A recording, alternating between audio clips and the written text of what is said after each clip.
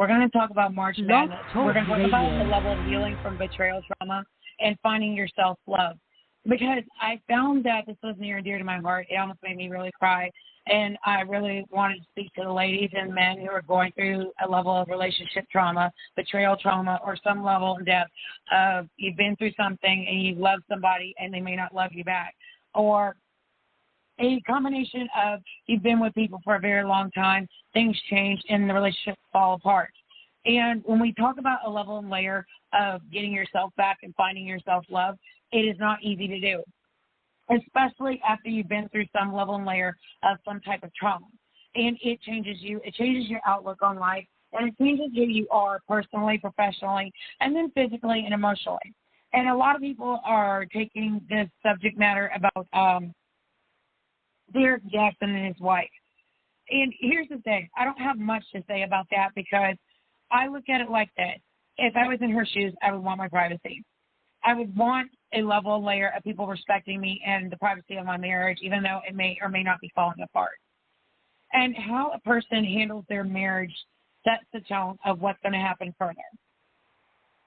So I wanted everybody to understand it from that mindset and from a level and layer of trying to get to a place of contentment and a point of contention that, you know, everybody's marriage is not designed the same way. And all marriages are not created equal or designed the same way to work the same as everybody else's. Some marriages may have an entanglement. Some marriages may not. Some marriages do have some infidelity, and maybe it's no. Maybe some marriages are arranged in such a way that people will be able to live in their marriages and live in their truth, or they live privately with whatever they decide to do. It's really not our business to worry about it. But I watched a great live. As much as I might drag the heck out of some people, I will still give them a level and depth of respect because they're all about the tea on YouTube did a great review about it because I think that there was a lot of things that we all missed. If you're not inclined to psychiatry, psychology, you will have picked it up. I picked it up because I was like, wow, you know, there's a lot of things that were missing in the grain of salt with the levels and depth of how to deal with a marriage or marital woes and marital infidelity and also, you know, cheating. Everybody likes to be the one to be in the seat to say what they would and would not do if it was them. And here's the thing. Until you went through that situation, you'll never know how you really feel about marriage and relationship trauma and betrayal until it happens to you. So a lot of people who are making fun of the young lady and saying that she looked homely, okay, how do you expect somebody to look after they've been cheated on? How do you expect somebody to look after they've gone through marital problems up and down for a very long time? This is the same thing with non-marital and dating, which is why I told you guys I have nothing really big time to say. Because when I think about it, I'm thinking about, dang, you know, what if it was me? Would I want somebody all up in my business? Would I want somebody all up in my business to the point that I'm feeling like there's a level and layer of everybody picking my marriage apart but me?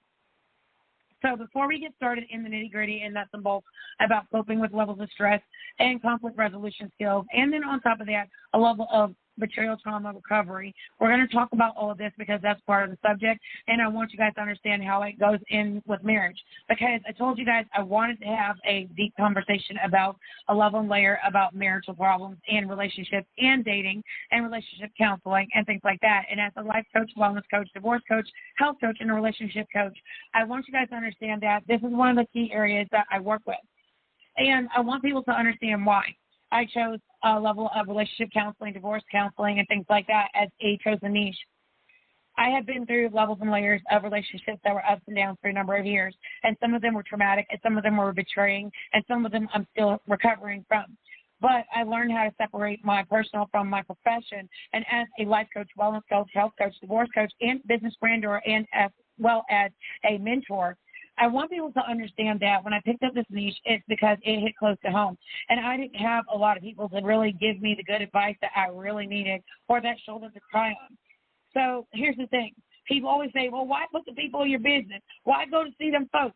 You mean a counselor, a health coach, a wellness coach, a divorce coach, a marital counselor? where a lot of people have made it taboo to go see someone and get help. A lot of people want to pick apart these people's marriages who are celebrities, and I personally will not have anything to say about it because I don't want to laugh at somebody else's pain. I don't want to laugh at somebody else's betrayal trauma. I've been there. I don't find it funny because I can see the signs of completely being broken down emotionally, mentally feeling some type of way, and feeling a level of betrayal so bad to where you don't even want to dress up. You don't want to wear makeup. And for all the ill-retarded in the back who like to make fun of somebody who's clearly looking depressed and upset and dejected because it's probably the umpteenth bajillionth time that they've been betrayed, there's nothing funny about that. So I want people to understand why it's imperative for us to become what we call emotionally intelligent, meaning being able to pick up the verbal cues or the emotional psychological cues. And what's important in psychological cues is knowing when somebody is crying out for help or upset, and seeing that their dejectedness, their homeliness is because they've probably been cheated on so many times they're tired. And then there's a level and layer of embarrassment and humiliation at a public global level that can do something to someone. And you have to watch that, because when you publicly humiliate someone or you torment them in the manner that it's either your spouse has cheated on you multiple times, everybody knows it but you, or you do know it and you're aware of it, but it's becoming a public problem, then it becomes up for fodder for everybody else to talk about. I've been in that woman's shoes. So I wanted to be able to do this live and do it authentically. Okay, I thought about doing it formatted, but I was like, you know what? I just would rather do it with a little bit of both so that you guys understand how important it is to have these conversations about marriage, infidelity, and betrayal trauma and what it does to you. Because I also give courses on betrayal trauma and recovery and divorce recovery. And even if you're going to stay with your spouse, there is a level of relationship therapy and recovery that I do. So I want you guys to understand it from that point of view. And as a wellness coach, life coach, health coach, when you call 833-IMCC or 844 my appointment or 833-BOOK-ME-TOO, when you go for children, adolescents, young adults coaching therapy, I want you guys to understand how important it is. You may also call in live to the show at 515-602-9765. You may also do Cash App Love Offerings for IMCC, and that's $IMCC Coaching, $Don Diva Coaching, Team World Online, or $Talk Radio Diva, the power to do more with the Talk Radio Diva, myself, CC. And then on top of that, I want you to be able to log on to talkradiodiva.com, and that is the power to do more. You get the QR code, and you may be able to sign up for monthly donations to our talk radio station and be able to go and see our different things that we have to bring you the fresh, newest content and more. So with that being said, I want you guys to understand how important and imperative it is, back to the nitty-gritty, the nuts and bolts, about what we have going on here. So when we think about healing from betrayal trauma and finding your self-love, it's not easy to do after somebody betrays you. It's not easy to do after someone hurts you emotionally and then mentally. So when we're not just talking about the levels of sexual or anything physical, the worst wound you can have is a psychological wound. The worst wound you can ever have is an emotional wound. And what you can ever have is an embarrassing, humiliating wound. So we're going to talk about that. And I want you guys to understand how it shapes the narrative of how this woman is looking, how she's feeling, so we can all become more emotionally intelligent and be a little bit nicer. Because I read the comments that people were saying about this lady. Oh, Steph can see why he cheated. And she's so homely looking. I'm thinking myself, you guys are the biggest a-holes in the world. Like, come on, you douche canoe. She got cheated on for the millionth time. It's not funny. You know, and it's just like I thought about many times when I didn't want to dress up. I didn't want to do my hair. I just want to go and look pretty. I just felt all frumpy and dumpy and kind of a little lumpy. Not like Willie Lump Lump, but I felt bad. So when we think about all these different things, it does something to you as a person to have somebody who you've been with forever and a day, grew up with, or known forever and a day, and they cheat on you. And they go and it's kind of like having your heart bust wide open and somebody just stamps on it and just Harlem shakes on it. It's like, oh, lean back. And you're just like, oh, wow, really? You just really didn't care about how I feel, do you? So when I tell you guys it's important as a life coach, wellness coach, health coach, and things like that, I want you guys to understand that there's a level of safe marriage and safe dating, as well as there is a level of safe levels of repairing your marriage after infidelity or betrayal trauma. But that takes a lot of work. It takes a lot of couples therapy, and it takes a lot of emotional therapy, and also a level of psychological therapy. That's why I'm very adamant about you guys seeing a psychiatrist, psychologist, or a therapist, a life coach, wellness coach. But a therapist, unless they're an MD, ARNP, or a PA, they cannot diagnose you. So you'll need an interim gap of a therapist, life coach, health coach, wellness coach, and things like that to hit the small things and whatnot. But when it comes to diagnoses, then you'll go with an ARNP, a nurse practitioner, or a PA, physician's assistant, or a physician. So when you think about this as a psychiatrist, psychologist, you have to think about the psychological damage that it does to anybody, whether you're male, female, trans, or in between, or whatever you identify as. So I wanted you guys to understand that from that narrative, and for us to go to the next part of it, which is where we have to figure out, where do I go from here after he's cheated or she's cheated? And I don't want to go and have this as a male basking session. That's why I said he or she. But just one moment. Let's get into that. Because when we think about divorce recovery, we think about that in a whole nother level of if you decide to divorce and things like that, and how to heal from anger, hurt, or resentment, building a life post-separation. That's one thing. But when we're talking about a level of couple therapy and trying to go and rebuild your relationship, or trying to rebuild a level layer of infidelity that's happened, then you're talking about a level layer of, we have to work this out, honey, or I want to work this out, especially if you're in the church and things like that. You're taught to, if there's infidelity and things like that, you try to work it out first before you decide to go to a level of divorce. And most of the time, you're going to try multiple times to work things out, couple therapy, and have a religious sector or person there in the church that's going to help you through that if they are a well-versed person in relationship therapy and marital counseling and things like that.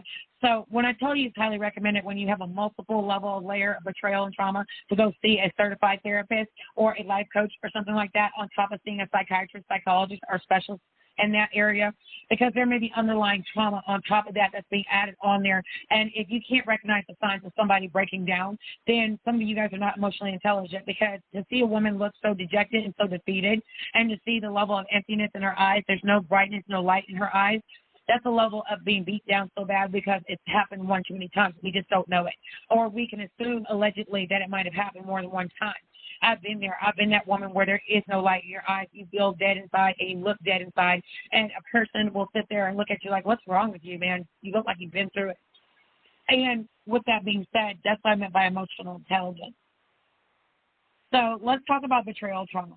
And I told you guys, we've been through one seminar session of this, but I wanted to go to a level of being able to go from where you have an emotional breakup or emotional breakdown of your relationship and finding a way to emotionally heal from it.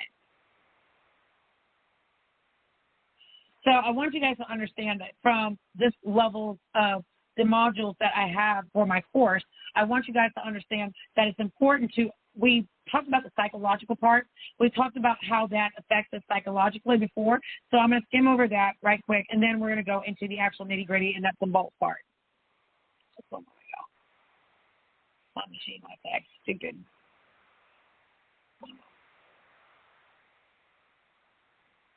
All right, let's go with that.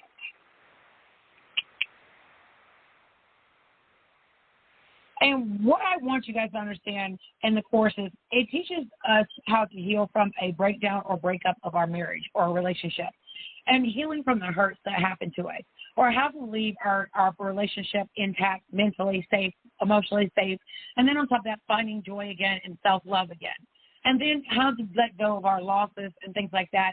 And then on top of that, getting past the emotional trauma of it all and the betrayal of it all, and getting past the levels and depths of breaking up is hard to do, or repairing our marriage is hard to do. And then on top of that, how do you move from the breakup or a rekindling of your marriage or marital vows without reliving the trauma again? And then are you stuck in a world of hurt? And you need to break free from that and have a breakthrough in the sense of freeing yourself from the pain and suffering mentally, emotionally that comes with betrayal and trauma. And then, when you think about that, we're talking about a level of recovery that has to be done. So when we're talking about that, that's one thing.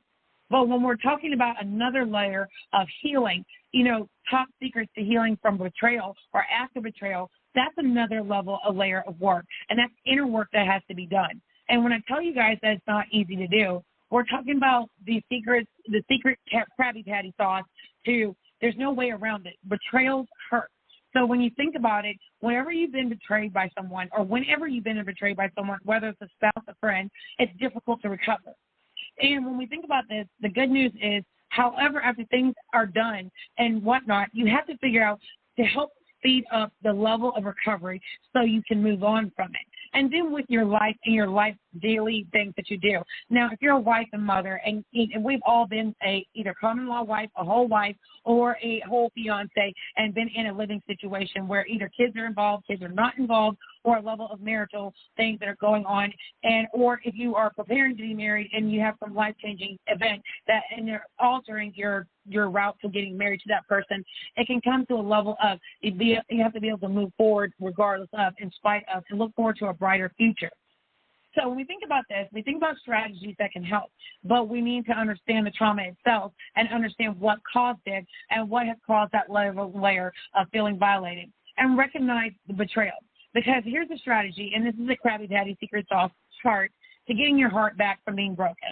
And then on top of that, especially when you've been betrayed or if you've been cheated on or if you're in a level of infidelity that's happened to you. Give me just one moment, y'all. Hi, how are you? Good seeing you. Hey, baby. So, and when we talk about a level and layer of recognizing the betrayal or the trauma, I'm doing good. When we think about the levels of the betrayal and the trauma, we have to think about recognizing where the betrayal came from. You might try to block out the betrayal so you don't have to think about it. That's cognitive dissonance. And a lot of times when you're sitting up there in a relationship, in a marriage, how have I been doing lately? Pretty good. Pretty good. I've been trying to work on things one day at a time. I had some snafus with the internet and the cable company and the tampering with the IP address and the network, but it's getting back better. Thank you for asking. How have you been doing lately, darling? I missed you too. I'm back live and trying to do everything the best way I can. I'm on the radio show. You can call in if you want to, 515-602-9765. I do appreciate you attending the show. Tell people about it as long as they know how to act right. I need my mod squad. Yeah, it's up and down like an elevator, but you got to take the stairs sometimes to get to where you got to get at, right? So, anyway, back to you guys. When we talk about a level and layer of trying to ignore a betrayal trap, and that's being in the trap of being in a level of a relationship or in a marriage. And when we talk about a level of relationship trauma, marital trauma, you have to really have unconditional love and really love that person and love them through the trauma. And when I'm telling you guys, I want to have this conversation genuinely with you guys because I've been through it. I had a person who was like a spouse to me, and I truly loved that man. And the thing is, I never knew what love was until I loved him, even when long after the commitment left me. And I had to realize that I still loved him no matter what he did. And so that is true love. But the thing is, sometimes you have a true love scam because they may not love you the same way. So there's a level and layer of you get past that trauma, and then say you get married and you meet this new guy, right? And he loves you and loves your soul, but you got all this hurt. And you got all this stuff that you got to unpack. Sometimes you got to get somebody that loves you enough to take that package from you and takes that baggage and says, hey, you know what, I want to love the hurt away from you. But you cannot love the hurt away from someone else did it. What you have to do is I want to get to a point so I can love you in the right way so you can forget about what happened. So with that being said, Derek Jackson's situation is one of a tried and true of relationship. Yeah, I know, right? So when we think about a level of relationship and marriage and, being in the church, I was raised in the church. So when we talk about the Kojic church and the non-Kojic church, and we're talking about secular churches, we're talking about Episcopalian, we're talking about Pentecostal, we're talking about Baptist, Catholic, all the things that we go to church. We are all human, okay? So with that being said, we have to realize even people who are professionals make mistakes. Now, whether or not it's repeated mistakes and it needs to be looked into as a level and layer of couples therapy, relationship therapy, marital counseling, that's a whole different ballgame. That's why I said I wasn't going to pick them apart, and I have no opinion for their marriage because I have yet to have fixed my own personal life to the point that I'm sitting in a good space to be able to say, oh, you shouldn't be doing this and you shouldn't be doing that. I'll never probably do that anyway. Here's the reason why. Love me right. Yeah, I love you, heart. And when we talk about loving someone the right way, it's loving someone and loving them flaws and all. And my thing is, when you have a level of why did I get married, where you're having a nice front for everybody else, but your marriage is a train wreck behind closed doors, or your marriage is becoming a level and layer of betrayal trauma and betrayals. Nobody knows what's going on. or your relationship or your dating situation is like that. And nobody knows exactly what's really going on behind closed doors because y'all put on a good front. That's why I've never wanted to present that my life is perfect. I never wanted to be put on a pedestal where people could kick me off of it if I supposedly have this perfect marriage, perfect relationship, and then somebody goes and says, well, I heard he cheats on her all the time. Well, okay, I know he cheated. I caught him. And I almost got beat down to sleep because he got caught, and I wanted to leave him. And let me tell you something. After I've been choked by a man because he got caught cheating, it changed my perspective on how you approach things. And then, too, on top of that, I didn't do anything to warrant being choked. But when he did that, he snapped because he realized he'd been dogging me out for a minute. And he'd been doing it. People had been telling me he's out and about with another female out at the club. And I was like, oh. So one time I decided I'm going to go out to the club. And let me tell you something. It freed me to catch him in the act. It was the girl with her butt parked on his dick. It's the same girl that keyed my car. And I'm telling you guys this story because it's a personal thing, but I want you guys to learn from it. The girl actually ended up being very wound up about him because it's depending on what lies he told her. And a lot of people don't understand. Like when I was comparing it to Derek Jackson's situation, I had to look at it from the inside looking out and outside looking in because I've been in the wife's shoes and I've been as a common law wife, a girlfriend, a fiance, and things like that. And being with someone for so long, you have a history of being with someone for 10 years. It is a long time to be with someone. You get used to them and some of their behaviors and their mechanisms of how they groom you to get used to some of their undesirable behaviors, but because you love them, you will let them slide on a lot of things until they slide and their figure skate on you. And then when you finally get sick and tired of it, put your foot down and you actually catch them in wrongdoing, or it finally comes out, some girl gets bold enough to say, yeah, I'm screwing you, man. They're like, what? Oh, it's not like, who sent you? It's almost like, I can't believe that you're doing this, sir. I did. So in that type of situation, we got to put ourselves in that woman's shoes, put that woman first and put her mindset and how she's feeling. I'm sure she's humiliated. I'm sure she's really emotionally feeling some type of damage. And I'm sure she's feeling some type of level and depth of humiliation to the point that it's like, we need to check on her. Sis, do you need to tell somebody, are you okay? You know, it's a level and layer to that y'all don't understand. And when we're talking about a level and layer of that, to understand it, from how do you feel when you catch somebody in the act versus somebody telling you about that, it's about one and the same. Because when we think about all this and we think about what somebody did and we think about the levels and layers of how far a person will take their cheating and their infidelity, you may or may not be able to handle it psychologically, or you might actually end up snapping. And this woman, I'm watching a woman so broken emotionally and seeing her mannerisms, and I remember how I looked after I've been through that. And once that happens, you don't want to dress up. You don't want to do your hair. You don't want to sit up there and do anything. You don't even want to look pretty anymore because you feel unpretty. And y'all remember that song by TLC, Unpretty, where the girl was singing up there and, you know, they sung the song Left Eye and T-Boz and Chili, and the song's Unpretty. And I thought about it. I was like, I'm sure at this moment she feels unpretty, but she's beautiful. I saw pictures of her, and I was like, oh, my God, his wife is gorgeous. Why would you cheat on her? And but when people sat there and said, well, she looks so homely, I can see why he cheated, I'm thinking to myself, like, ma'am, sir, do you realize that this woman's heart is broken? She probably admires her husband, loves him deeply, and never expected to get cheated on. Can you have at least empathy for that? Don't worry about how she looks. Worry about how her mental health is going. Worry about how her emotional health is going. Worry about how she's feeling right now. Because any woman, and I don't care who you are, you can be the strongest woman in the world. When somebody cheats on you, it does something to you mentally, emotionally, and inside your mind. There's a level of, if I would knock the God out of you, I would. But if I know I got a lot to lose, I'm not going to go upside your head, sir. Well, I promise you it's going to take the act of God to keep me from not wanting to knock you out. And that's what she's probably feeling. She's just not showing it. And she's mastered the art of what we call masking. And as a level of a life coach, wellness coach, and relationship coach, I've been taught emotional intelligence, and plus I also know it because I'm an empath. I can tell when somebody's hurting, and I can feel her emotion through the clothing that she had on. She had black clothing on. She's looking stoic, and she's looking very calm. The too calm for her own good type of calm. That's that calm of episode of Snap. If he says one more thing, I might beat him to sleep. That's what she looks like. She looks like she's emotionally broken. She looks like she's dejected and defeated. Like, this has happened one too many times. I'm tired of being humiliated, embarrassed, and I'm fed up with it. So it's kind of like, instead of it's like, come on with it, it's almost like, oh, my God, again. That's the look she has on her face. And I wanted everybody to understand that there's no revenge dress for that feeling of defeat.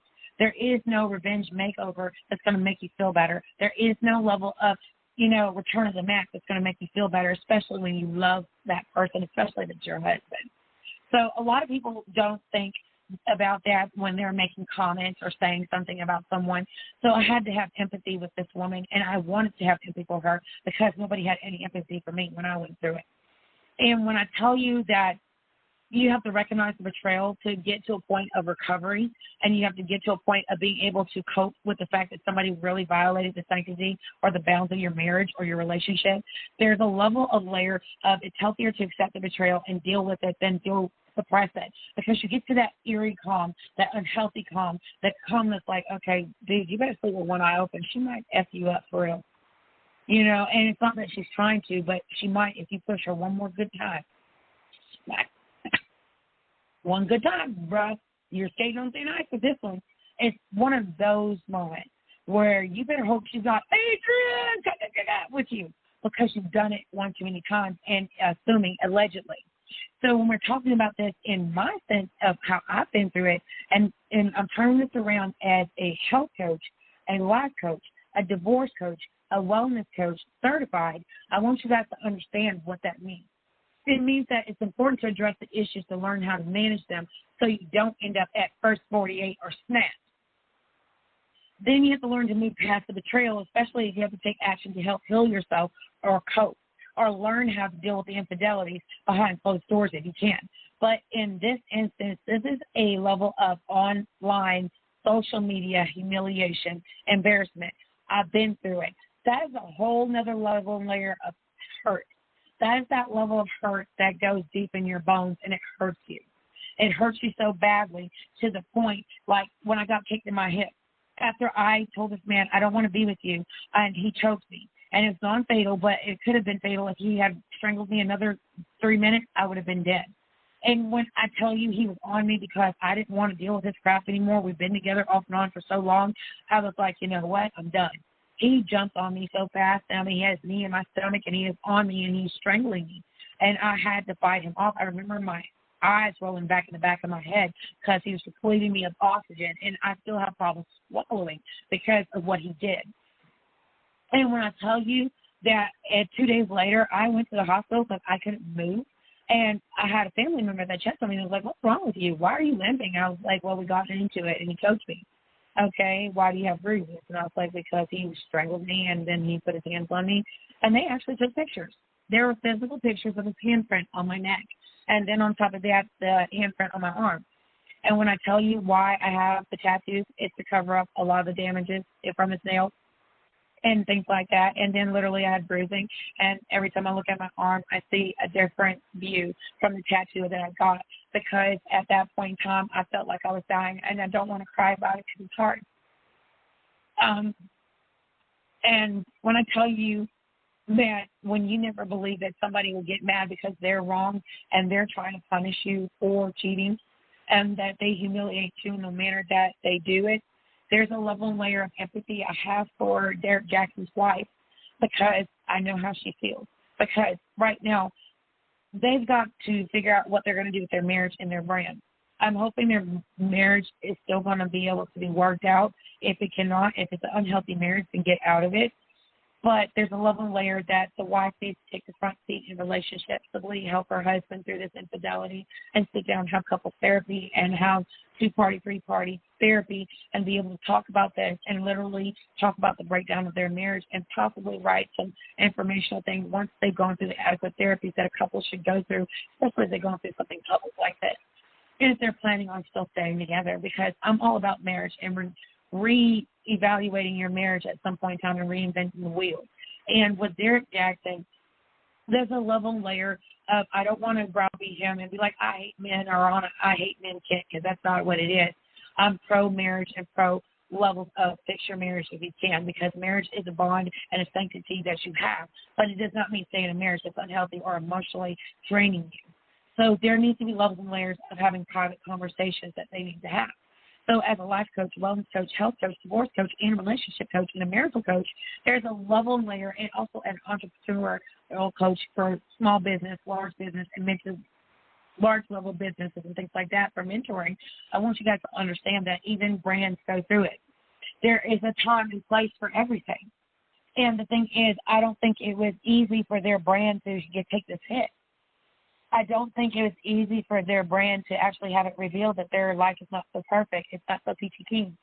So with that being said, as a wellness coach, divorce coach, life coach, wellness coach, and also as a business brander, a serial entrepreneur, and a level and depth of a relationship coach and a marital coach, there's a level layer that they need to have a gap there. And they also need to get her in to see a psychiatrist on top of that to make sure she's not with a lot of depression from the situation.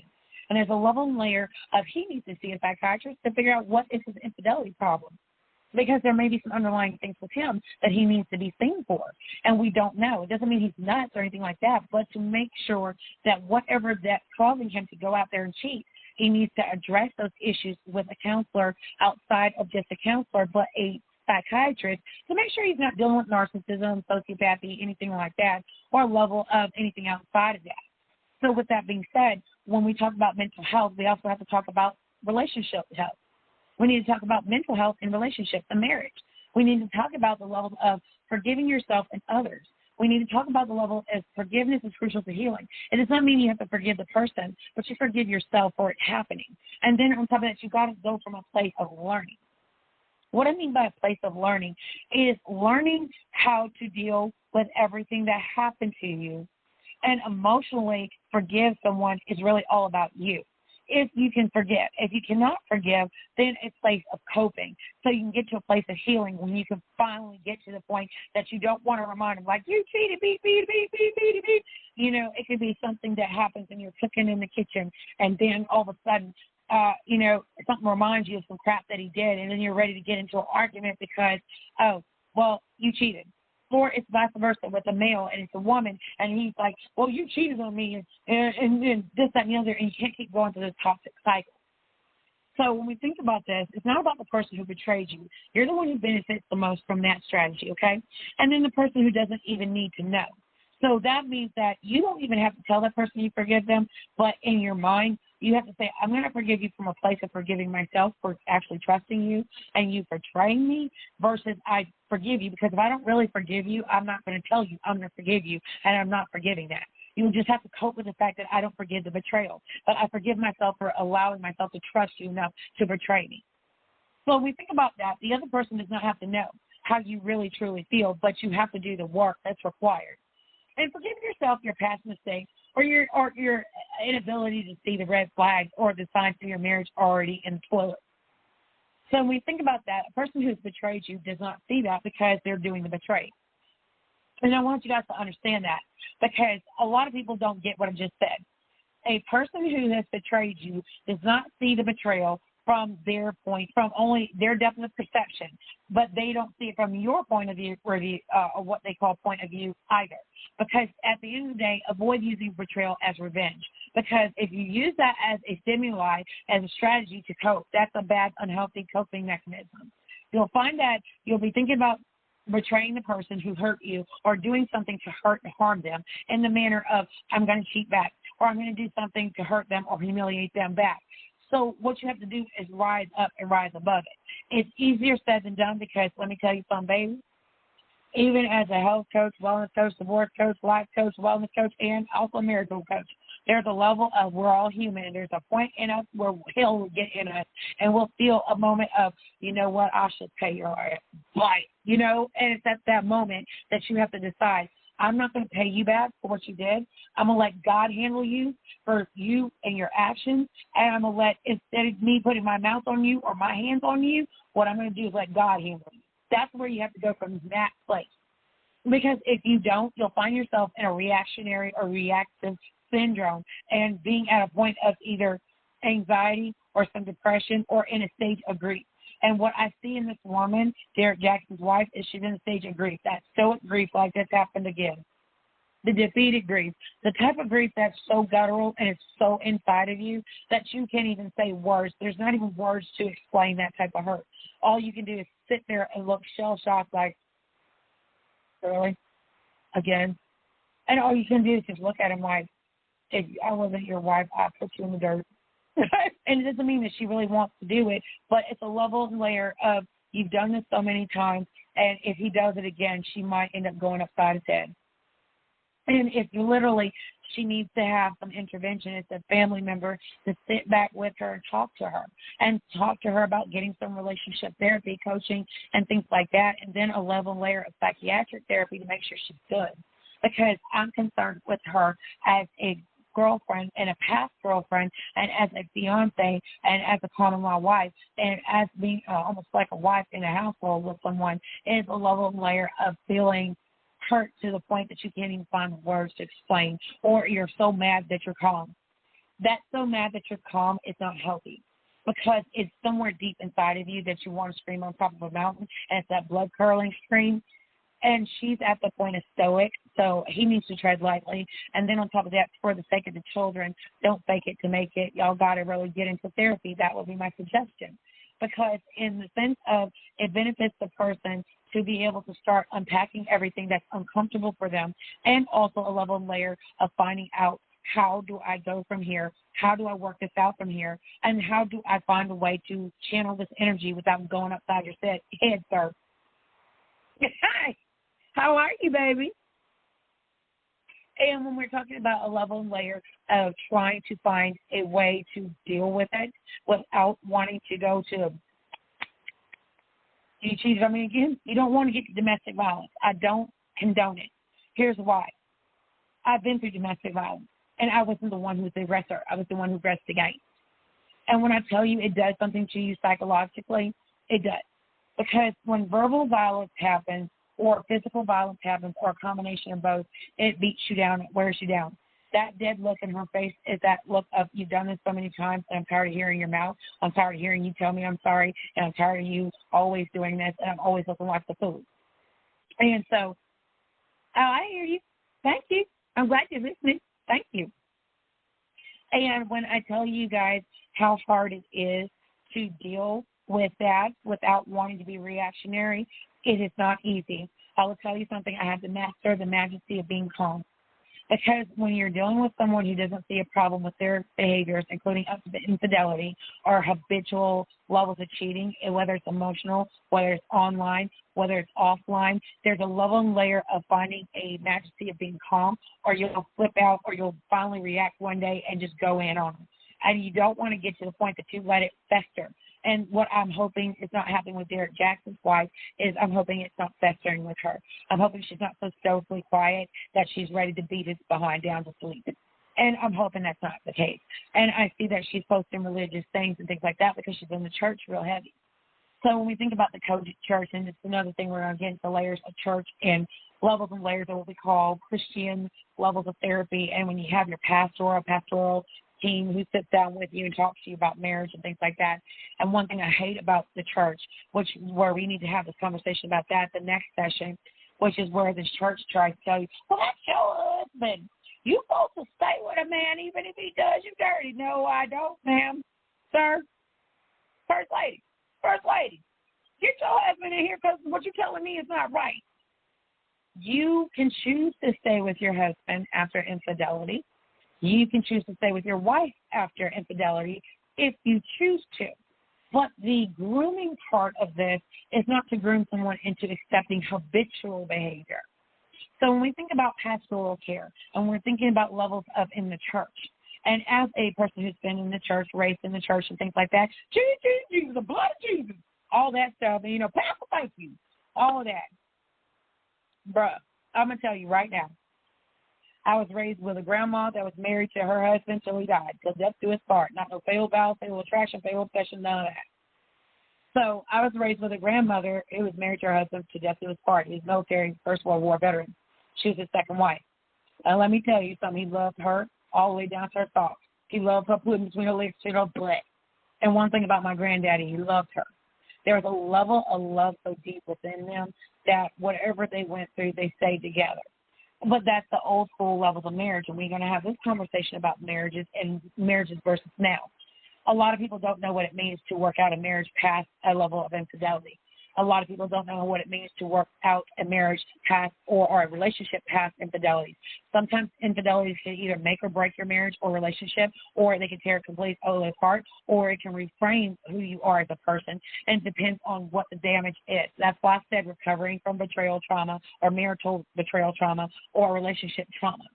Because if you don't go and forgive yourself in order to move forward, or you don't go to a point of avoiding a level of using betrayal as revenge to go and cheat back or do something harmful or hurtful to your partner, you're never going to work it out. This is why we have REC therapy, relational emotive therapy. Because what happens with this is relationship emotive cognitive therapy helps you to understand. And then on top of that, a level of personal emotive therapy, pet therapy, which allows you to be able to understand it from that viewpoint instead of a point of contention to want to exact revenge on your spouse or your fiance or whatever your situation is or your entanglement is. I don't care. But at this point, whatever everybody's situation is, including up to Derek Jackson's situation is a level of, I don't have an opinion for them per se, but it's coming from a coaching standpoint and using that as an example. It's no offense to them, and I hope they don't feel offended if they ever catch this.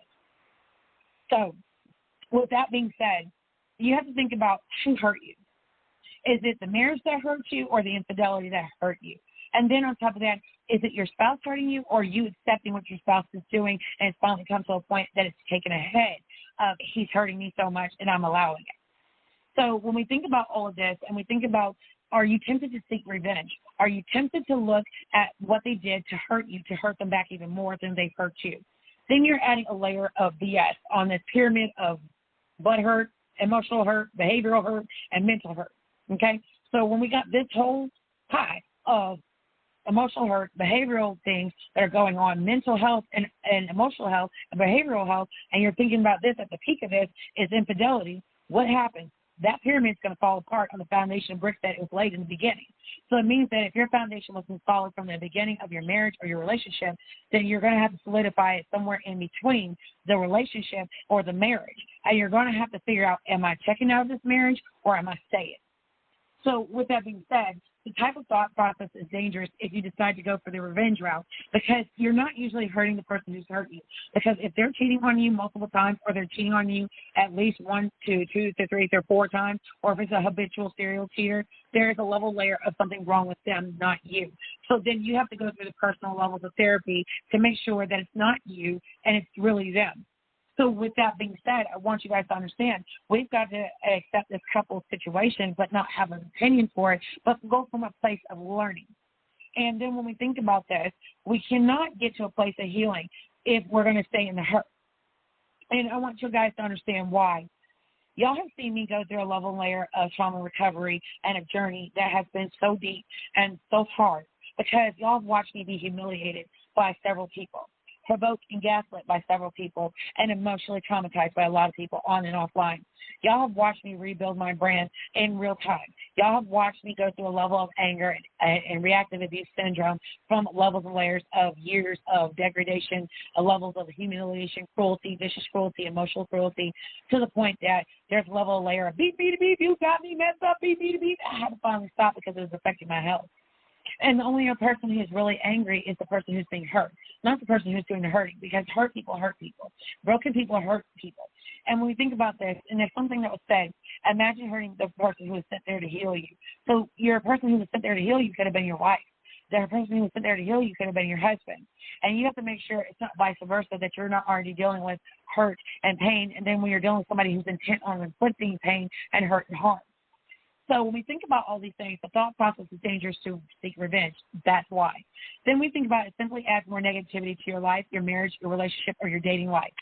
So revenge can trap you in an unhealthy cycle, which is where a person who hurt you is in the first place is the one who did the hurting. Now you're exchanging the power here, but the thing is it's going to become a power struggle to see who can hurt each other the most. So when we think about all of this, and we think about first they hurt you, and then you hurt them, and then they hurt you back again because they realize there's a level layer of you're not forgiving them and you're still punishing them. So where does it end? And we have to ask ourselves that to connect with others.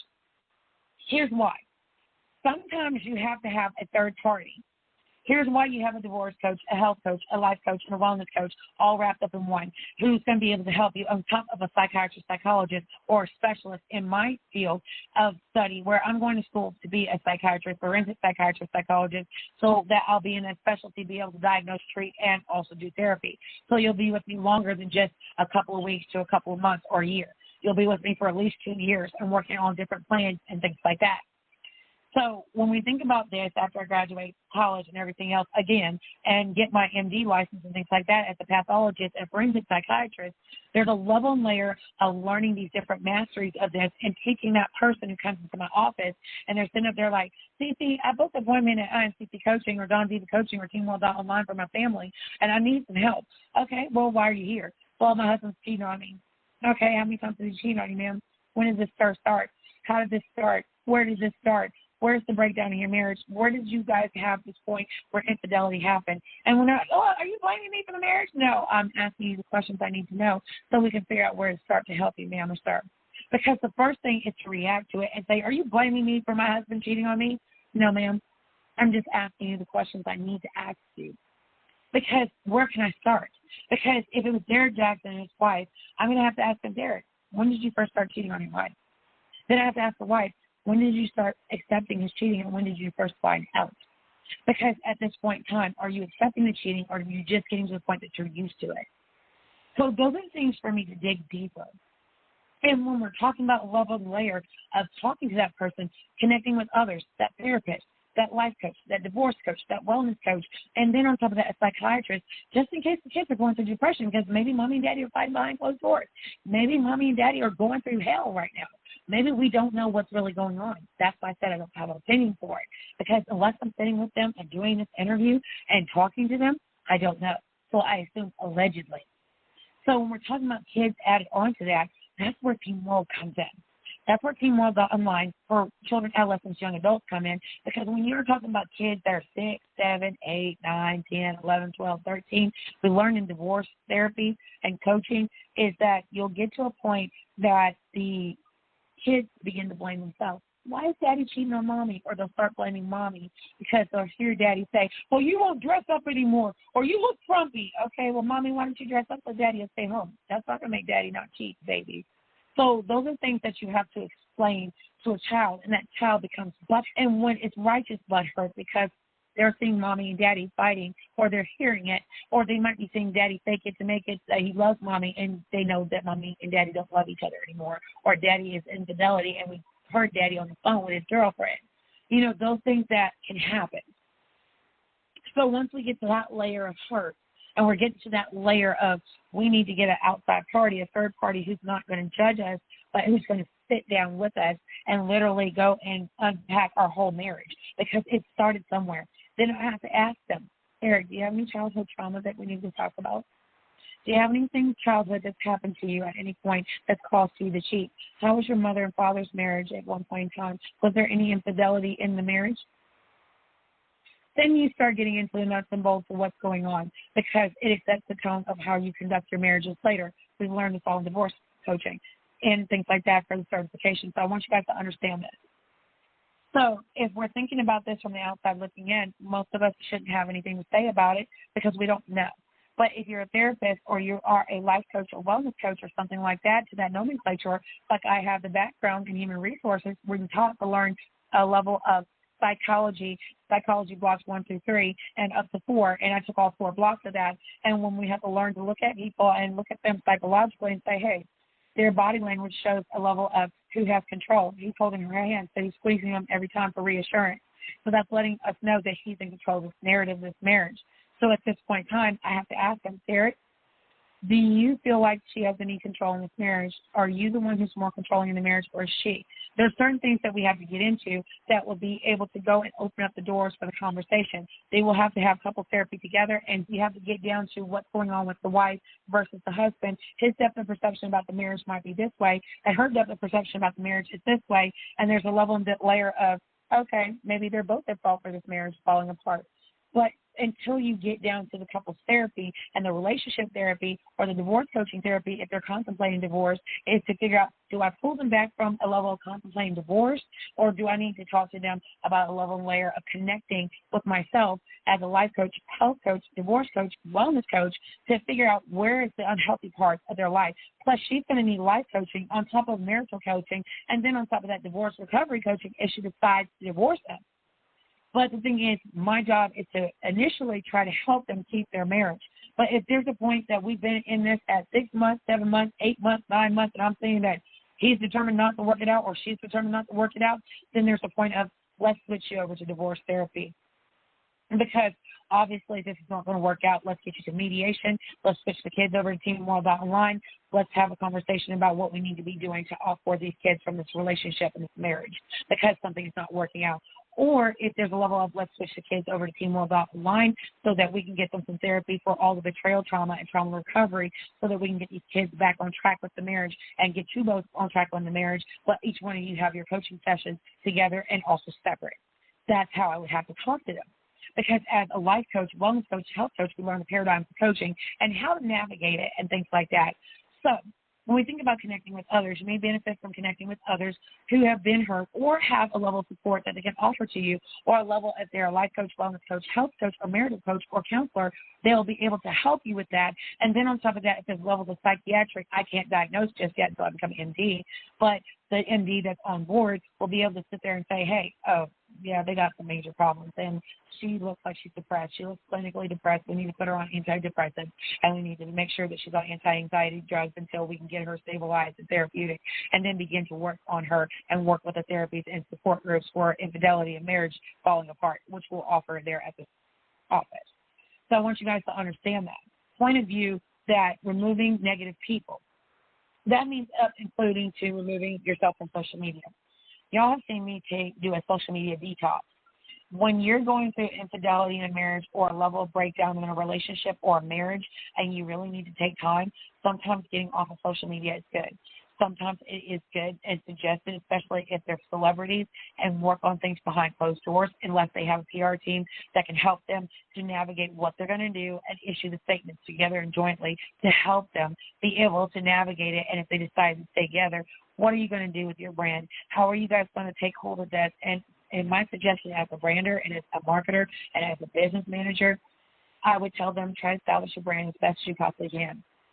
Let your wife take the driver's seat, and these miracle coaches and counseling, and you guys do dual counseling and coaching. Once you got through relationship therapy and divorce coaching therapy and things like that, take that as a grain of salt and write a book together jointly as Derek Jackson and Wife, or Wife is Derek Jackson, and how I got through my infidelity with my husband.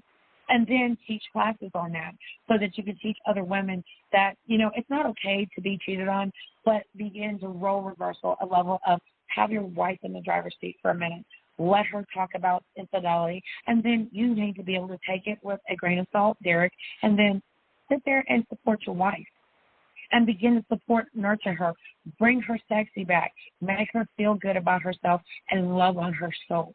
That would be my suggestion as a brander and a marketer and a business manager to tell you. You need to work on your brand because it's falling apart at the seams because you've done too much.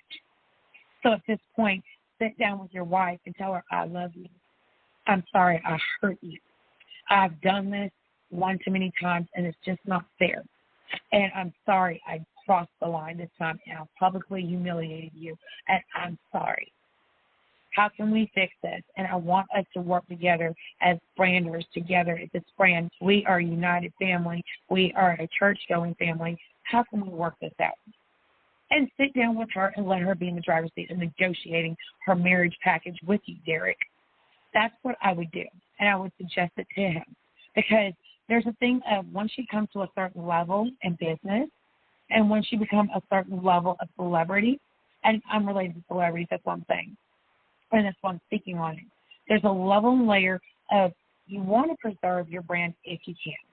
If you cannot preserve the brand, try to reevaluate and reinvent the wheel of your brand and begin to look at it. Take this with a grain of salt that you did it. You got caught, dirt diggler. So just turn it around and try to work with it that your brand is now on learning how to be a man after I've done some ungodly things. Then begin to brand out with that and start to go and take acceptance of it and utilize that. Have a panel of men who've done that and start interviewing them and talking to them. And have your wife, after she's gone through her hurt, after she's gone through her healing, after she's gone through her layers and levels and depth of trauma recovery, then allow her to be able to come in with you and start being on the panel with you, sir. That will help your brand, and it will also help her to feel better. And then also to lead ladies at the church to be able to help a marriage that's fallen apart, but show that we can work past it as a power couple and as a brand. That way, Derek Jackson doesn't have to lose everything, because I'm amped to always say, we all have done stupid crap. Third, you shit and fell in it. You did it. The shards of glass that you've broken in her heart, but you can dang sure place it back together. Put a little tape here, put a little tape here, and put some super glue of love in between, and let it trickle on down through there. So that way, by the time it's all said and done, it goes through her superior vena cava and goes through her mitral valve and everything else, and you've loved on her soul, maybe you might win your wife back. Think about that. So, on to the next thing. The negative people can affect your healing process. Derek and why? I would suggest if you got any negative naysayers of your marriage and you want to preserve your marriage, then you're going to have to remove those people. Because when people are negative in your life, sometimes it helps to remove those toxic people or people who are creating a level of enablement of toxicity in your marriage. So when we think about all of this type of things, we have to find a level and layer of finding, how do I work this out? How do I work out my marriage in the sense that I want to work it out with my wife? I love my wife. I don't want to lose her. It's F the brand. I don't want to lose my wife. So at that point, he'll be focusing on his wife, emotionally nurturing her pain and her hurt, but go with her to therapy. But don't try to control the narrative. Allow her to have the moment that she needs. She might have a Negro moment and she might go off on you, sir. But allow her to do it, because you've got to get to a place that you realize you've hurt her deeply. Then the negative naysayers in your marriage, they can serve as a constant reminder of the pain and betrayal. You'll feel lighter and healthier without them. And sometimes telling them, if you encourage me, homeboy, to go cheat on my wife, I don't think it's best for us to be friends anymore. Or I need for you to be over there because my wife hates you. You know, those type of things like that, until there's a therapy where the homeboy or homegirl who encouraged it comes into therapy and the wife can go and lie to their behind and say, why did you tell my husband to do that? You know he's weak as a flesh. You know, something like that. Because at that point, there has to be layers of therapy with everybody involved in the infidelity or the enablement. Then, if it's not feasible to remove them from your life, limit your contact with them as much as possible, like I said. Here's why. If I have to sit up here and look at your punk behind homegirl, homeboy that sat there and told you to go cheat, then guess what? Do you think I want your homegirl, homeboy around us at dinner table? It means that there's a level and layer that your homeboy and homegirl can't be trusted until I find a level and layer of forgiveness for them for encouraging you to do what you did to me. So that's where we have to get to that point of, as a life coach, wellness coach, health coach, divorce coach, relationship coach, and as a brand coach, that I would tell them, hey, until y'all gone through therapy, some of your friends have to go bye-bye for a minute. Because unless they're willing to come to therapy with y'all, because they're going to be all up in both of y'all's ear telling y'all what y'all should do, but y'all are the only ones married to each other, or ma'am. So at that point, you have to look at, they can serve as that constant reminder, so it's time to go and let them go over here to this area and learn how to control your feelings. Let me tell you something. How do I unpack this without saying something sideways? Okay, it's from a place of remembering. So let me say it like this. It's normal to cry and feel anger. And it's normal to feel that after betrayal. And it's normal to have an eerie calm after betrayal and trauma, to the point that people like, dude, you better sleep with one eye open. She might hurt you. When you're not even thinking about hurting that person, you're just so stoically crushed, emotionally crushed, mentally defeated, that there's nothing you can say, because there's no beep, beep, beep, you got me, effed up, beep, beep, beep, that you could ever do to fix that kind of hurt. So when you think about that, however, if you dwell on those feelings and you think about they dominate your life, it's important to express your pain, but the right way. Y'all have watched me express my pain in the wrong way. because I was constantly going through re-traumatization online and humiliation online and offline. It grossly negatively affected my business brand road rollout. And let me tell you something, I had to get a hold of myself because I was realizing I'm being trolled, provoked, and gaslit on behalf of this narc and his new narc wife, his narc supply, who thought it was funny until she realized I was telling the truth. She's like, I believe you. I'm like, well, you should have believed me in the beginning, or you shouldn't have participated, and now you realize you're going to lose everything for participating in what your man told you, supposedly. And he wasn't your man in the beginning, but you were that friend girl. That friend of mine, she got what I had, okay. But I realized from a place of understanding that some men cannot be faithful. And let me explain that. And a lot of women don't shoot me. When I tell you that some men cannot be faithful to save their life, they need to be honest that they're not capable of carrying on a marriage. Or if a man cannot be faithful after he's been married to someone he's known for 15, 20 years, there needs to be a break in that marriage for a while so that he can figure out what he's trying to do. And I don't mean divorce. I mean like literally separate, because if I've known you 20 years, 15 years, there's a point that you've gotten old and gray and so have I. Your nuts and nickelberries are shrinking, and then on top of that, I've got gray hair somewhere where the sun don't shine. So therefore, there's a level and layer of we need to figure this out. We need to figure out if we need to still stay married, or why did we get married and we're at the 20-year mark, 15-year mark, 10-year mark. Do we need to still continue this marriage because it's gotten old and we're both tired of each other? Now, do you understand that from a place of understanding? So there is a level and layer that I looked at the history of Derek and his wife. They've been together since they were young, high school. So imagine being with someone off and on for over 12 years.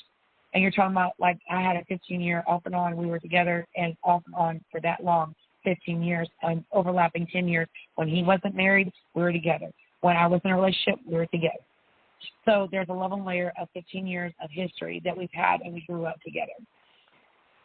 That's a level and layer of history on it. We've been together so long. I've known you. That's all we know. And we're always comfortably going back to each other. So it's a codependency there with each other. So there's a point of, do we even really love each other? No. We probably haven't been in love with each other since we were 19 years old. So there's a level and layer of being honest with each other. There's a level and layer of there was love when we were in college together. So we probably have not been in love with each other since 19 years old. We've just changed a lot, and all we do is go back to each other because it's familiar. Familiar dick and familiar puss. So when we talk about that in that manner, there's a level and layer of, are they at that? It's familiar dick and it's familiar puss. Yeah, I put it as frankly as I could. So when we're talking about a level and layer of everybody needs a Bonnie, everybody needs a Frank in their life, yeah, we do. But not to the point that we're sacrificing our emotional health, our mental health, our happiness to be with someone who really doesn't love us or is only with us because that's all they know. So when we think about that, we have to learn to control our feelings, and it's important to express the pain and the suffering and learn to move on, because it's just like the guy I was dating off and on 15 years. He had the love of his life. It's endless love. And I saw why he loved her. She was beautiful. And she died young. But she was beautiful. She was everything that I can see why he fell in love with her. He loves red-boned women. He told me so. And, you know, that's the reason why we were together. And then on top of that, we've been together off and on. And we knew each other. So when he told me, he was like, I just love red-boned women, and that's just what I'm privy to, and that's what I like. And I remember when I saw his wife, and I recognized her, and I was like, is this your wife? He was like, yeah, that's so-and-so from so-and-so. So I'm not going to go over that over again. Y'all already know the story. But when I had these conversations with him, y'all, it makes me want to cry sometimes, because I came from a place of understanding him, although he hurt me, and he tormented me and did a lot of horrible things. And he apologized about it, but I didn't want to accept his apology. But I understand why he apologized, because somewhere along the line he realized he had hurt me. Somewhere along the line the apology came because he realized he had harmed me. Somewhere along the line the real him came through, although he changed into somebody I don't know. So that feeling of I'm apologizing was probably because his guilty conscience finally got to him. The real him came out, not the person, the monster that I ended up being with. So when it comes down to it, and he's like, that was my endless love, and I feel like my soul died with her. There's a level of he loved that woman so much, but did she love you? So it's the same thing with this situation with Derek and his wife. And it's like, okay, you admire and love your husband so much because he loves you the same way. Do you guys speak the same love language? Because me and this guy had this conversation. He taught me one thing, and I will give it to him that he did that. outside the other guy that taught me about unconditional love. I'll give you guys this understanding. The one guy told me about accountability. He's like, you got to take accountability for the things you feel, and if you feel what you feel, just say it. In a way, he helped me to be more assertive and stop taking shit, including him. And I remember one day I bossed up on him. He looked at me like, this ain't you. I'm like, no, I'm sick of your crap, bro. I'm telling you, beep, you got sick of this mess, beep, this, that, and the other. But he had never heard me do that in the sense of the way I did it. So when I tell you I express my pain and suffering, but I let him know, you have harmed me in such a way that I've changed. There's no way for us to fix this. I don't want your apology. So I was able to say, I don't want your apology because I cannot accept it. Now, I still don't want his apology because there's other things that he did that added on to that hurt and harm, and it was egregious level. So there's a level layer of trauma that I'm not going to ever accept your apology. If you say it, so what? It's like, okay, bro, get out of my face. You get what I'm saying? But the thing is, I know you meant well, but there's no place that I could forgive you for the sick, sadistic things you did to me. So there's a place of I've learned to cope with what you did, but I'm going from a place of understanding. That woman is going to have to get to that place. She's just not there yet. And when I tell you that's a journey in of itself, and that's a journey of a level layer of figuring it out, and the anger has to come before that calm before the storm. So she's inching to a calm before the storm, and beep, beep, beep, you got me messed up, beep, beep, beep, you better hope I don't beep, beep, beep, all that. And she's too stoically calm, so that's grief. She's going through a level of grieving for her marriage, and her marriage may be literally technically over, and she's just not wanting to come to terms with it, or she has, but she's gotten so used to it, or she maybe wants to fix her marriage, and she has to figure out, does my husband want to fix this marriage? Does my husband even love me? You know, and that's a level of hurt with a woman so deep that he has to realize he's hurt her. He's got to realize that he's hurt her so deep that, y'all, it makes me want to cry for her and him, because I love love. And it's hard. When you love love, you can't love the idea of being in love and love the idea of marriage. You got to really unconditionally what love is, like a Yasser to his wife, his girlfriend, his everything. Remember Yasser and Ruby from Love Is? And you thought about how Yasser, how he left this woman and he came to this woman that he really, truly loved. But Ruby didn't understand it from the point of, I don't love you, Ruby. You're not my endless love. This girl is. So when we're talking about a level of my endless love, now I understand what that guy that I dated for 15 years on and off, we knew each other since high school. You're not my Yasser. I did meet my Yasser. And I'm not his Ruby. I'm actually the person he wanted to be with. But I was in a place of harm and hurt that you caused me. So therefore, I could have effed up a marriage that was worth saving. And those are the things that people don't understand. You can be ready to meet your Yasser, but not emotionally ready to meet your Yasser because you're still dealing with a Ruby or a Reuben. Okay? So our Boaz. So when you're thinking about it from the biblical terms, our Boaz, you want to get that Yasser. You want to get that unconditional, my endless love. There's not a damn thing you can do to make me not love you. And so I'll go to the next guy. This guy, he came into my life. Might have been a true love to him, I don't know. But he came into my life, and he showed me what love is. He showed me how to love me and how to demand more from a man because I had that it girl factor. I had it. I just didn't see it. I loved myself, but I wasn't in love with myself. And a level layer that he showed me, how he's like, do you think that we made love? And I told him, no, because I felt like we did, because it felt like love, because the way he touched my body, the way he loved on my soul. So I still to this day would have to say that I've never been touched like that, because every man that I had was a Reuben, not a Yasser. So that man had a level of touch on my soul, my body, and it wasn't just a soul tie. It was more or less emotionally, mentally. He unlocked the doors that I had locked up for so long from trauma, betrayal after betrayal after betrayal. He loved on my soul. So it's like that word, and y'all, it makes me want to cry. Give me just a minute. When you finally meet someone who helped heal you, I hope I didn't break that dude. Because I may not have been the girl for him. And I realized that. And it hurts me so bad because I was so hurt, years of trauma and abuse, that if he did love me, I would have never believed it. I would have never figured it out until it was too late. I pushed him so bad. And that's from having trauma and PTSD from being abused. So when I tell you that you can have been a Ruby for someone else, but be that endless love for someone else, there's a level of what he sat me down and he talked to me, and he said something so deep, y'all. And that's why when I meet my husband and I really meet my yasser, you know what I'm saying, not my Boaz, but my yasser, I will tell you, that person is probably going to be so incredible, so amazing. He's going to be in love with me. He's going to be totally all about me. And there is no woman for him but me. So I'd rather wait for my yasser than my Reuben and not be the Ruby for someone else. Ruby was the yasser. He appreciated Ruby, but he didn't love her.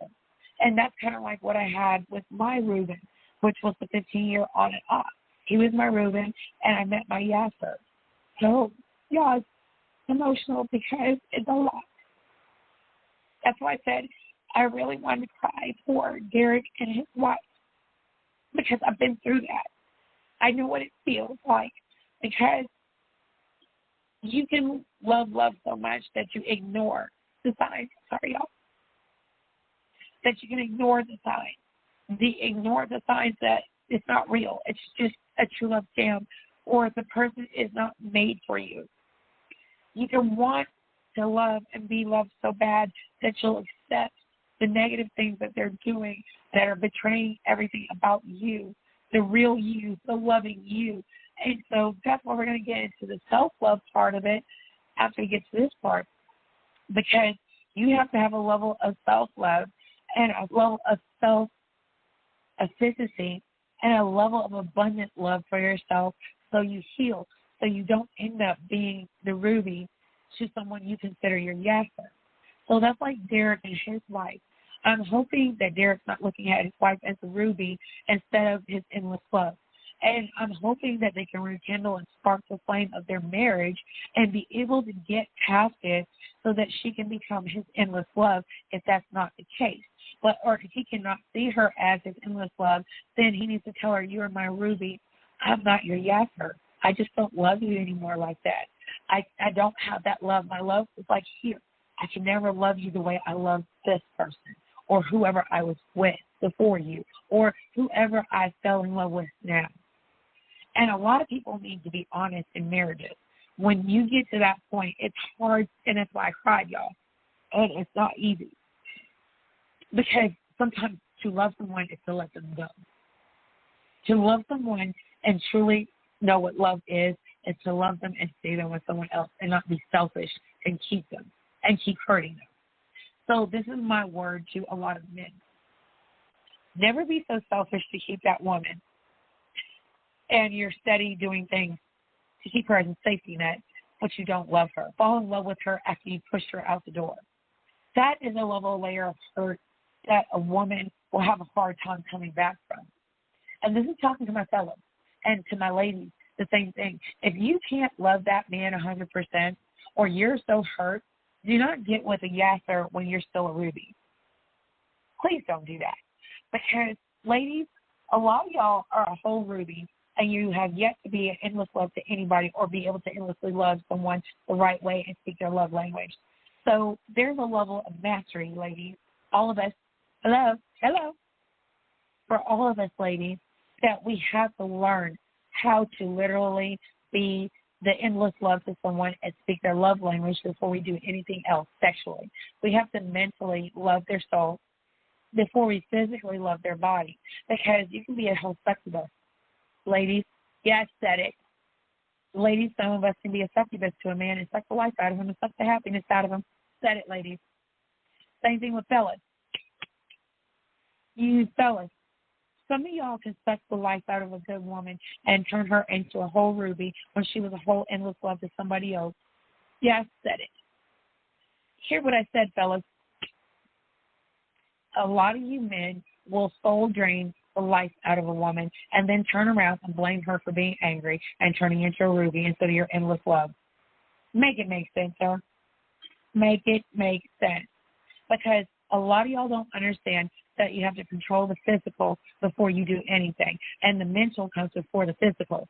So therefore, a physical action that helps you to release these emotions is to write them, talk about them, and have a level of speaking that person's love language or mastering their love language if you don't. So that's where I said emotional intelligence. Being able to pick up on the nonverbal, verbal cues, and then being able to not dwell on those feelings, but to begin to look at that. Write that piece of paper on a journal, and I have some True Love journals and also a level of couples journals that I'll put online at Dawn Diva Coaching, IMCC Coaching, TeamWorld.online, and for children, adolescents, young adults, and at imcc.com for you to be able to get. Because when we think about this, you have to control your emotions. You have to be able to write it on that piece of paper and put that piece of paper away. But when you go to therapy, bring your notebook, sit down with us, and talk to us as the life coach, your health coach, your divorce coach, your wellness coach, your marital counselor, and begin to go look at what you doodled on your notebook, your journal. And also, just to let you guys know, I have journals now on Etsy. They are on Etsy, and so you guys can start getting those because I'm going to put that journal on there for those of you who want to go through marital counseling and things like that. If you want to purchase multiples and things like that, I will absolutely have them on sale for you guys to get. And like I said, you want to get that piece of paper and then burn that paper after you're done, after you've gone through that therapy, or you want to keep it in case y'all have to come back again and sit down with another layer of couples therapy, relationship therapy, post-therapy, which a lot of people end up doing. So with that being said, you can also imagine that it can blow away in the wind. Take that piece of paper out of your journal after we've sat down and talked about all of this and talked about all the layers of what you need to do in your strategy to receive it, and listen to receive. Don't listen to respond, fellas, ladies. Hello. To be able to sit down, heart, and talk from the heart. Say, honey, I think we have to talk. And it's like, hey, it's just like saying, Belle, we have to tell my friend at one point in time, I was like, I'm like Tinkerbell. I like to tinker 6 days. So it'd be like, Belle, we have to talk. We really need to talk.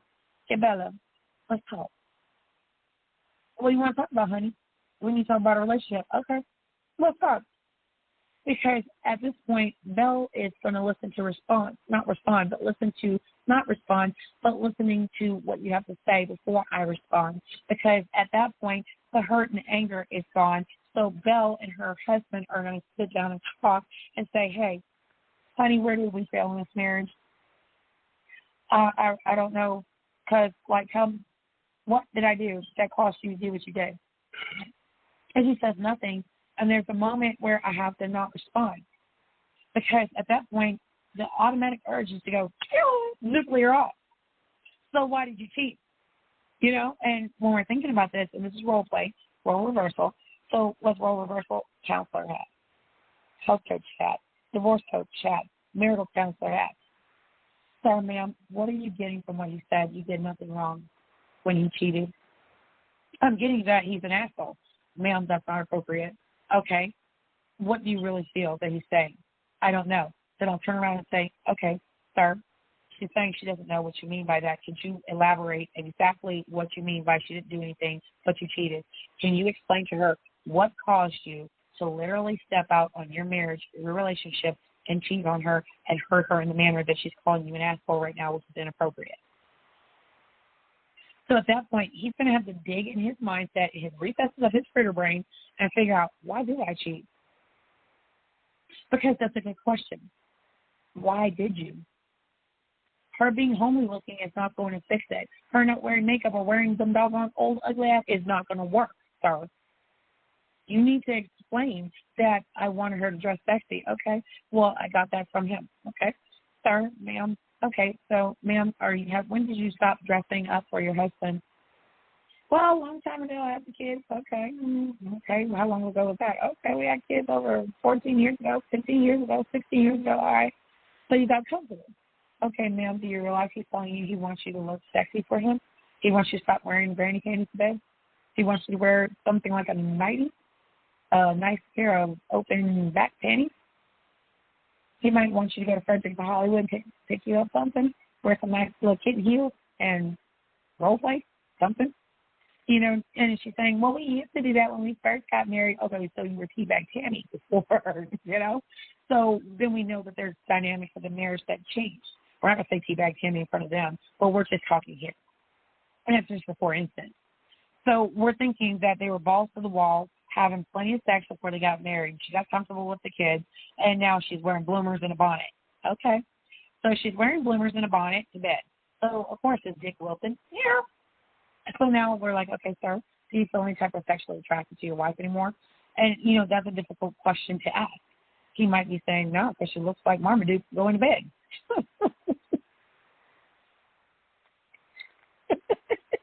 Oh, that wasn't so really funny, but we've all been through that, and we've all worn our bloomers and we've worn our bonnet, and we know that some of our husbands don't mind us wearing the bloomers and bonnet because they'll knock the dust bunnies off of our vagina anyway. But as a life coach, wellness coach, I'm trying to lighten it up a bit so we won't have any crying souls or anything like that. But when we're thinking about this, not all men want to see their wife in bonnet and things. He might have some fantasy scenes that he wants to play out with his wife. So he's not one of those men that might not want his wife to go to bed with some big old bloomers and look like Marmaduke going to bed. So he might want her in some nice things. So you have to tell the wife, is there a reason why you don't feel comfortable with dressing sexy for me to go to bed? Is there something that's going on that's causing you to not want to dress up for me? Then get into those conversations. So as a life coach, wellness coach, health coach, I turn around and ask her, ma'am, is there any trauma that's happened to you, any sexual trauma, anything that's happened in the marriage that has caused you to feel some type of way, to not want to dress up for your husband when you go to bed? No, I've just gotten uncomfortable with my body's changed and I don't feel sexy and I don't feel attractive. Okay, so now we're getting somewhere. You've had a kid. The kid's wrecked your body, so mommy needs a mommy makeover. So there's a level in depth of she's not feeling attractive. He's not making her feel attractive. He's not telling her he loves her anymore. She's sitting up there thinking, okay, I'm going to go to bed looking like Marmaduke. No, sir. Let me tell you something. Do you tell your wife that you love her anymore? No, I don't have to. She knows it. But do you tell her? Don't assume she knows it. She can't read your mind, sir. So when you get up in the morning and you get dressed for work all snazzy and jazzy and you get yourself up looking all dapper Dan, and do you get up and do you kiss her on her cheek? Do you kiss her on her neck? Do you come up behind her and tell her you're just as fine and sexy as all get out? Do you tell her that? Or do you just go and say, hey, you got my coffee ready and get out there, go get your snack and lunch or the money that she left on the counter for you to go, and you just don't give a damn? Those are things that we have to ask. Because at this point, either they've both gotten comfortable or he's comfortable. And he's comfortable with not telling her anymore that I love you. So she's gotten comfortable looking like Marmaduke. So when we're talking about that, we have to learn how to trust each other again. That's the next layer. If you learn how to control your emotions and your feelings and things like that, you learn how to trust again after you've addressed all these things. Like I just showed you as us doing role play, and it would be me, him, her. And I'm sitting up here trying to figure out why she likes going to bed looking like Marmaduke. Nothing wrong. We've all done it. I've done it. But the thing is, I didn't have a problem with him wanting to touch me. So there's a problem with something going on in that marriage that we know nothing about. It's not our business, but we have to get to a point of giving them a level of layer of privacy and that respect that they've earned as a brand and as a celebrity brand to be able to understand that they've got a lot going on. And maybe the best thing for them to do is to get a PR rep team and then begin to work on their brand or stay on there, but literally let us see them work through their journey of their marriage so that it doesn't fall apart. So now we're on to the last layers and nitty-gritty of that. Learning to trust again. Let me word this in the best manner without triggering anybody. To trust a pathological serial cheater, Peter, pumpkin eater, habitual layer of dirt diggler who likes to cheat, who will continually do layers of cheating to the point that it's getting old, you're getting tired of it, and you're ready to snap. There's a level and layer of trust therapy that has to be done. And rational, emotive, cognitive therapy and DBT training and CBT training on top of a level of couples therapy so deep that, like I told you guys, I'm going to get out of this and I'm going to tell you exactly what it is. Because if you don't do the formula correctly you will have a damaged family. And this is for the life coaches and the doctors who are not specialists, who are regular psychiatrists. Learn that you have to have REC therapy. REC therapy is something that literally will help you understand rational emotive and self-acceptance, and also rationality and rationality and couples therapy, to the point that you'll be able to get to a point of contention, to be able to discuss things without getting to the point that you're going to snap on your husband or snap on your wife. So let's get what is a level of REC. I want you guys to understand it.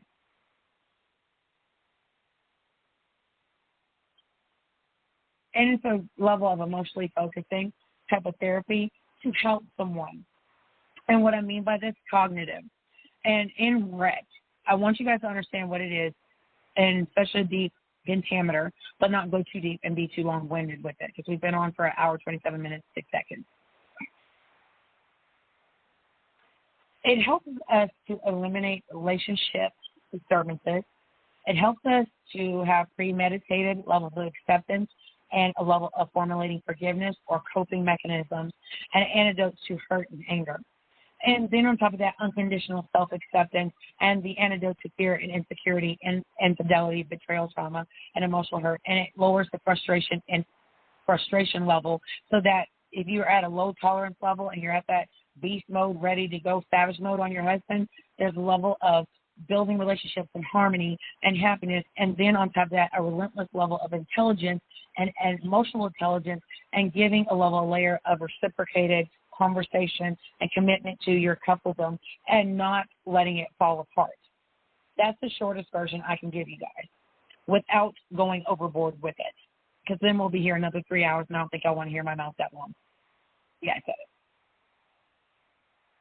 So when we're talking about a level and layer of trying to how to get back to a level and layer of, I would say, betrayal trauma therapy, in the sense of using REC on top of it, and then on top of that, having a coping mechanism so deep within it. And when you're trying to recover from betrayal trauma, it's hard to not be in the moment of that flashback of what happened. And when you're trying to heal from an emotional breakup or trauma, it does something to you in the sense of, how do I get past it? How do I allow myself to be able to respond to this person appropriately without wanting to go upside their head? And then on top of that, from a level and layer of, I need to figure out, where do we go from here? How do I keep from wanting to bust them upside his head while we're in coaching therapy? And how do I go to a point of getting past it and have a strategy that works? And when I tell you that you have to have some layer of strategy, you're going to have to. Because if you don't, find yourself in a place of anger and upset to the point of nuclear upset, and you won't be able to fix it. And when I say fix it, even Jesus won't be able to help that relationship and that marriage, and that's where you have to contemplate divorce. So when I was telling you guys to apply these levels of therapeutics, it's a way to help you to cognitively train your brain to respond back to it in that sense. And then on top of that, to keep yourself from falling apart, because it can happen. Let me get back into all of that. Thank you. So when we think about what is forgiveness and what forgiveness is not, it does not mean forgiving the actual infidelity. It means going from a place of strategic management of that, and from a level of contemplating. It's not about the other person. It's about the both of y'all figuring out, where do we go from here? How do we fix our marriage? How do we fix our relationship? How do we get to a point of contention that something went wrong here, without the blame game or pointing fingers? Because you see how many fingers are pointing back at yourself. There's 4 other fingers that are pointing back when you're pointing something out in the marriage that fell apart. So with that being said, I want you guys to understand that we all have done a level and layer of something wrong in a relationship. But do you speak that love language of your couple and your coupledom and your marriage? So with that being said, I want you guys to understand why it's so important to pivot that level and layer of instruction to get to a point of growth. And then on top of that, there's a level of how do I find my way back to you, and how do I find my way back to this marriage? And when we're thinking about those levels of how do I come back from the level of damage you've done to me, and you've done it online, you've done it offline, and our whole families know about what happened, it becomes a level and layer of how do I save my marriage? Because if we're drowning in a level of betrayal trauma, and learning to trust you again is going to be hard to do. So that's the last part of that. So in that, you might find it difficult in a difficult time of trusting another person again or trusting your spouse again, which means there's a level of layer of commitment to your spouse and to that marriage to get to a point of trust. Now, if it's a serial cheater and a serial predicate felon at cheating, then you have a level and layer of deep couples therapy that has to be done before any level and layer of I'll ever trust you again. And you might not ever trust them again because they've done so much. So when you think about this, you may feel that you can't trust anyone because they're capable of hurting you. That person has to show you over a period of time that you can trust me with at least as far as you can throw me until there gets to a point that we've gotten past the hurt and the pain and suffering that you've done. If there's gross levels of humiliation, torment, degradation in that marriage, it is good as over because there's never going to be the same again unless you're willing to come back to that marriage and it not being the same. And you're going to a point of we're married to each other, but it's a difference, and I'm going to have to treat it as that way and love you the right way, and you're going to have to love me the right way, but we're going to have to go from a place of we've had a clean slate and we're starting over. And that means that neither one of us can talk about the things that were happening unless we're going from a place of wreck, which is rational, emotive, cognitive therapy, to get ourselves to PET, which is a level of psychological emotive therapy, to be able to go and understand each other psychologically and get to a place of emotional intelligence with each other so that we can learn how to not manipulate the situation and manipulate each other in a place of revenge or hurting each other again. So over time, the level of importance to learn to trust again, and then to reach out to each other and teach each other how to love each other and teach each other love language that is new. Not the old love language, but the new love language that involves a level of wreck and pet. Then also to trust and help to build a new relationship. If you're just at the point of, I'm throwing my hands up, I can't forgive you. Every time I look at you, I want to just, and if you're not domestic violence is fine, like I'm not, domestic violence is fine, then there's a level layer of, I can't forgive you, sir. We're not going to work this out, sir. I'd rather try it with somebody else. Or if there's a level and layer of you split apart, you guys date other people, then you get back together. Hopefully there's no break babies, because I don't condone break babies at all.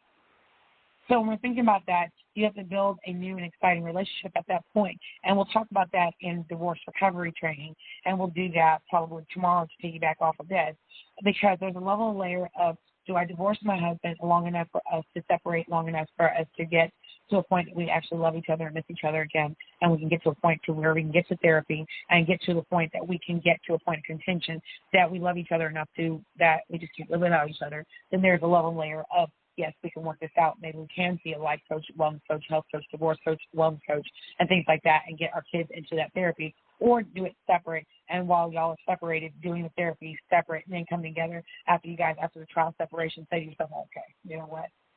We can work on this marriage. We can salvage it. It's some love there. If it's unconditional and that person's your influence love, it's different from you being the Ruby to him being your Yasser and you're his Ruby, and he has a person who's the real person he loves. So when I wanted to explain love is because that show actually struck a chord with me because I had met my Yasser. I wasn't ready. And the thing is, I wasn't ready because I met so many Rubens, not my, Yasser.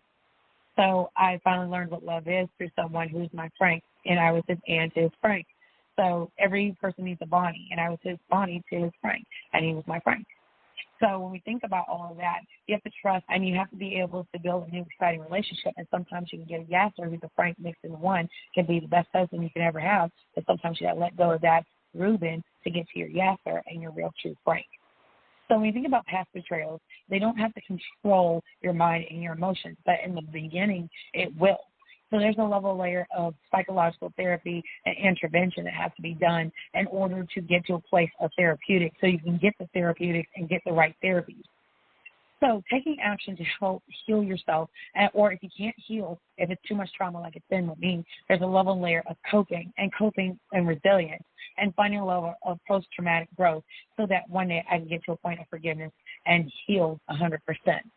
Then on top of that, it speeds up the recovery and then it helps us to move on. And I've learned to move on even though I'm still in the I've got to get to a place of healing, and I've got to get to a place of recovery. And it may be that a new relationship may heal that pain and suffering and things like that, but I'll have to get a new yasser. And that new yasser might be my Frank to my Ann and to my Bonnie. I'm his Bonnie and he's my Clyde. He's my Frank and I'm his Ann. So it's kind of like a diary of Ann and Frank, except for at this point in time, at the level of he's my Frank, I'm his Ann, and then I'm his female Frank and he's my male Frank. Everybody needs one, right? So when we think about that, there's a level of soon enough, instead of looking backwards, you got to look forward. So with that being said, we have to think about all those different things. And we have to find a level and layer of being that type of woman or man to someone. We have to be the one to speak that love language. We have to do a level and layer of understanding it. And then on top of that, being that level of mastery and emotional intelligence helps us to understand. And again, I want you guys to understand it from that place of love and understanding versus a level of, well, I don't know how I'm going to work this out, and I'm not quite so sure how this is going to work out in my marriage. You can call in live, and it's the after show part, 515-602-9765, Cash App Love Offerings, $sign IMCC Coaching, $sign Don Diva Coaching, and $sign Team World Online, and $sign Talk Radio Diva. Or you can go online and you can do a monthly donation that allows us to bring you new and fresh new content every month. And then on top of that, it helps me to expand business and get the commercials and things that I need to build business and become national, international, and things like that, foreign and domestic. You may book your appointments at imcccoaching.com, dondivacoaching.com, or teamworld.online for children, adults, and young adults. Or you can go to specialty appointments at imcc.com, and you'll be getting my exclusive appointments and things like that. It'll cost a little bit more as my schedule gets a little bit busy. Cash App, again, $sign IMCC Coaching, $sign Don Diva Coaching, $sign Team World Online, and then $sign Talk Radio Diva with Talk Radio Diva, the power to do more. And put a notation if you go to Talk Radio Diva to do monthly donations. And also, I will put up the tip jar and things like that. I'll actually post it for you guys, and you'll be able to send me tips and things like that if you like. And I'm just inviting you to do that. You don't have to, but like I told you guys, I love this. It's not work for me. This is literally something I eat, bleed, I eat, sleep, bleed, and drink coaching. I love it. It's my thing. It's my forte, and that's my real endless love. And I truly feel like I fell in love with my coaching. I fell in love with myself. And I truly feel like when I finally find my real Yasser, my Frank, I'm his Ann to his Frank, and that I'm his Ann, female Frank to him, then there's a level and layer of I'll be his Bonnie, he's my Clyde. So when I say that I look forward to love, I love love, and I love the art of love, but I want the mastery of being someone who masters loving me and knowing my love language, and that I mastering his love language so I can love him the right way. So I won't be his Ruby, and he won't be my Ruben. And we'll both be Yasser and a Yasina, or what we call a Yaris, to his Yasser. So think about that. So with that being said, heart, I hope you guys love the session. Come and see me the next time. I'm going to take you guys on out of here, and give me just one moment. And I want you guys to understand that the actual books and things like that, the journals will be on the website, but they will also be on a level and layer. And I want you guys to understand that. So with that being said, I really am glad you guys are attending the March Madness series. I appreciate all of you, because when I tell you how important it is to have people who have your back, it's Talk Radio Diva, the power to do more. All of y'all's support and y'all's attendance to these lives have made it much more better. And thank you for allowing me to have a safe live. Those of you who attended the live, let me shout you out.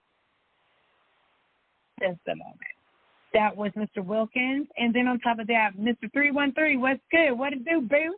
Thank you for coming there and seeing me. I appreciate it.